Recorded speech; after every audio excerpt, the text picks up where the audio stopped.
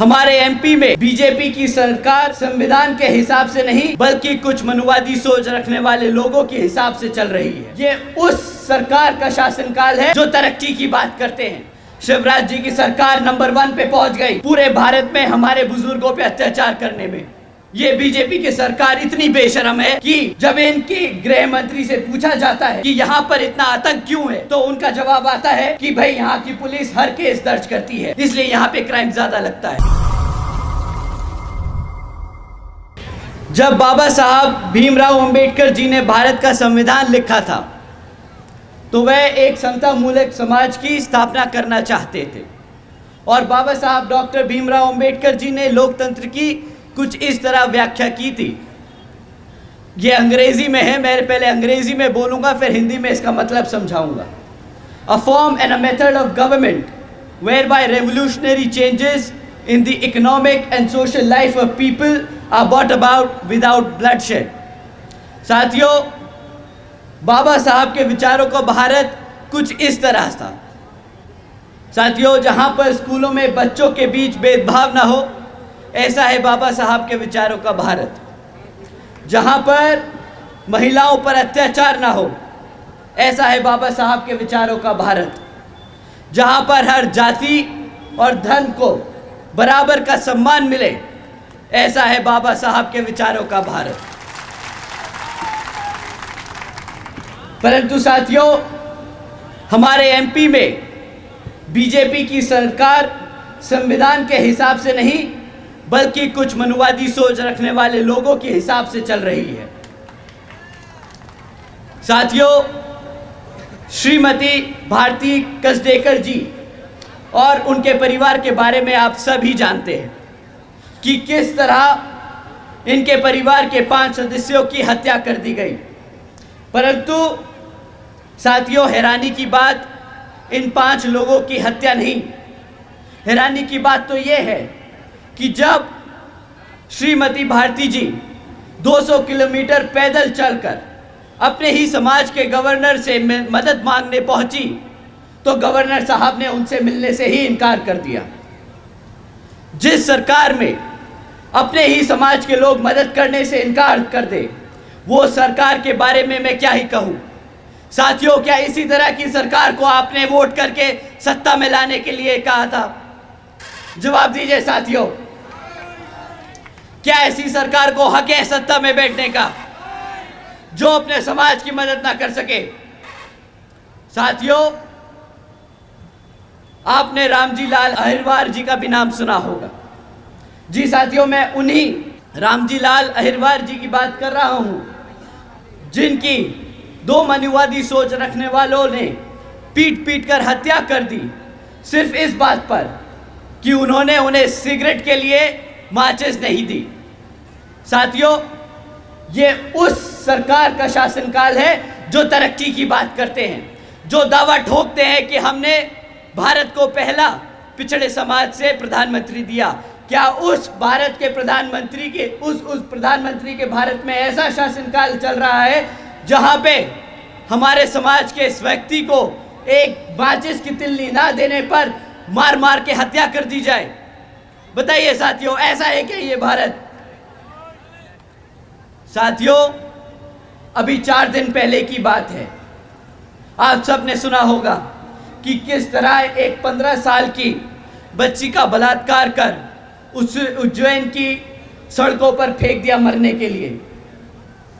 यहाँ पर साथियों, ये सिर्फ कुछ घटनाएं हैं उन 16,950 में से जिनके आज भी परिवार दर्द से गुजर रहे हैं, जिनका दुख हम शब्दों में बयान नहीं कर सकते। उस कांग्रेस और बीजेपी वालों की अगर मैं दोनों शासनकाल के दिन मिलाकर आप सबके सामने रख दूं तो वो भी कम पड़ जाएंगे जितने यहाँ पे पिछले 5 साल में हत्या और कांड हुए हैं।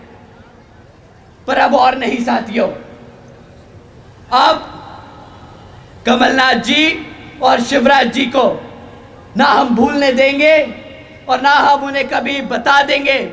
हम उन्हें बता देंगे कि पिछले 5 साल में 16,950 से हमारे परिवारों के सदस्यों के अत्याचारों का बदला हम मध्य प्रदेश की हर एक विधानसभा पर बसपा का परचम लहरा कर लेंगे। साथियों, शिवराज जी ने वादा किया था बहुजन समाज को प्रतिनिधित्व देने का। साथियों, शिवराज जी ने वादा किया था हर वर्ष 10 लाख नौकरियां देने का। साथियों, शिवराज जी ने वादा किया था सरकारी कॉलेजेस में मुफ्त शिक्षा देने का।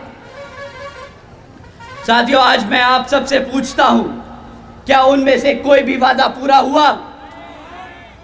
कोई भी वादा पूरा हुआ? साथियों, उन वादों को तो ना ही पूछे तो अच्छा होगा, पर जो काम इन्होंने हर करके दिखाए हैं वो काम मैं आपके सामने एक बार रख के दिखाता हूं। शिवराज जी की सरकार नंबर 1 पे पहुंच गई पूरे भारत में हमारे बुजुर्गों पे अत्याचार करने में। शिवराज जी की सरकार नंबर 1 पे पहुंच गई हमारे SC ST OBC के साथ साथ अल्पसंख्यक समाज पर अत्याचार करने में। शिवराज जी की सरकार नंबर 1 पर है हमारी बहन बेटियों पर अत्याचार करने में। साथियों, ये बीजेपी की सरकार इतनी बेशरम है कि जब इनकी गृह मंत्री से पूछा जाता है कि यहां पर इतना आतंक क्यों है, तो उनका जवाब आता है कि भाई यहां की पुलिस हर केस दर्ज करती है, इसलिए यहां पे क्राइम ज्यादा लगता है। साथियों, जब कोई आदमी ये सफाई दे तो सिर्फ 2 चीजें सामने आती हैं। पहली तो या तो हम सब पे वो उस पद पर बैठ के बहुत बड़ा एहसान कर रहे हैं, या फिर वो आदमी बहुत ही बड़ा बेवकूफ और निहायती गधा है। दोनों ही मामलों में साथियों उस आदमी को पद पर बैठने का कोई हक नहीं, और जिस मुख्यमंत्री की सरकार में ऐसे काम होने लगे उस मुख्यमंत्री को भी उस सत्ता पे बैठने का कोई हक नहीं। तो साथियों, आज इन्हीं हरकतों की वजह से बीजेपी घबराई हुई है और उन्होंने अपने केंद्र मंत्री को यहां पर चुनाव लड़ने के लिए भेजा है। पर यहां शायद वो भूल गए हैं कि बसपा ने यहां पर 2 बार मुख्यमंत्री को हराकर वापस भेजा है, तो ये केंद्र मंत्री आपके सामने कुछ नहीं। तो साथियों, अब समय आ गया है इस बेकार सरकार को जवाब देने का। साथियों, इस चुनाव में आपको इनके खिलाफ वोट डालकर बसपा को विजय बनाना होगा। और साथियों, कांग्रेस तो इतनी नालायक है कि बेचारों के पास इतने साल सत्ता में रहने के बाद भी आपके बीच आकर कुछ काम बताने को नहीं है। आती है हर 5 साल में एक मैनिफेस्टो जारी करती है और फिर भूल जाती है। और उसके पास सबसे दूसरा बड़ा हथियार क्या है? हमारे को रोकने के लिए, हमारे साथियों को गुमराह करने के लिए कि बीएसपी बीजेपी की बी टीम है।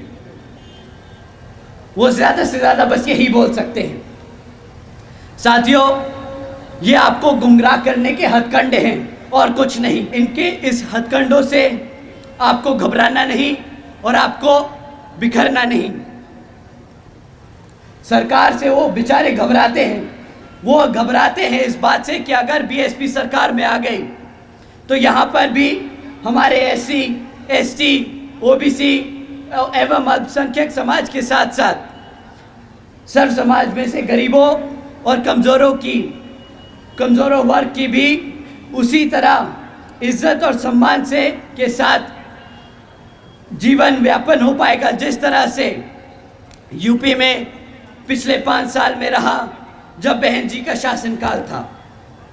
साथियों, आज जब बहन जी की सरकार को लोग याद करते हैं तो उन्हें याद आता है वो समय जब बहन जी ने सावित्रीबाई फुले बालिका शिक्षा योजना के तहत 7 लाख से ज़्यादा बच्चियों को 12वीं तक की शिक्षा प्राप्त करने हेतु 600 करोड़ से ज़्यादा लागत इन बच्चियों पर अब खर्च कर इनको अपने पैरों पर खड़ा कर एक उज्जवल भविष्य देने के लिए खर्ची। साथियों, उन्हें याद आता है वो समय जब बहन जी ने देश में पहली बार सरकारी कॉलेजेस के स्टूडेंट हॉस्टल्स में अन्य पिछड़े वर्गों के छात्रों के लिए 27% आरक्षण की व्यवस्था तय की। साथियों, उन्हें याद आता है वो वक्त जब बहन जी ने महामाया गरीब बालिका आशीर्वाद योजना के तहत 3,25,000 बच्चियों के लिए 1-1 लाख रुपए देने का काम किया, जिस योजना के तहत बहन जी ने 3,250 करोड़ रुपए अपनी बच्चियों पर खर्चने का काम किया। साथियों, साथ ही साथ बहन जी ने सरकारी नौकरियों के साथ साथ सरकारी ठेकों में आरक्षण की व्यवस्था लागू की। और साथ ही याद करते हैं वो समय कि किस तरह बहन जी ने सरकारी नौकरियों की भर्ती पर लगी रोक को हटाकर बहुजन समाज के साथ साथ सर्व समाज के सभी जरूरतमंद लोगों को नौकरी देने का काम किया। साथियों, बहन जी ने प्रदेश में व्यावसायिक technical institutions, engineering colleges, polytechnic एवं इंडस्ट्रियल ट्रेनिंग इंस्टीट्यूट्स में अन्य पिछड़े वर्गों के लिए 27% सीटों की आरक्षण तय की। साथ ही साथ बहन जी ने कृषि एवं संबंधित कार्यों में मिनिमम वेजेस को 55 रुपये से बढ़ाकर 100 रुपये प्रतिदिन करने का काम किया और अन्य पिछड़े वर्गों के लोगों के लिए क्रीमी लेयर की वार्षिक आय सीमा 3 लाख रुपए से बढ़ाकर 5 लाख रुपए कर दी। साथ ही साथ बहन जी ने गन्ना खरीद के दाम दुगने कर दिए। आदरणीय बहन जी ने अपने शासनकाल में 90,000 से अधिक शिक्षकों को सरकारी नौकरी दी, 1 लाख से अधिक सफाई कर्मचारियों को भर्ती किया, 2 लाख से अधिक जवानों को पुलिस फोर्स में भर्ती किया।